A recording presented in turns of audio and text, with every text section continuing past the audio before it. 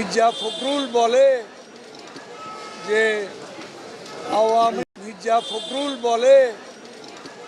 যে আওয়ামী লীগকে গুগলি মেরে বোল্ড আউট করে ফেলেছে।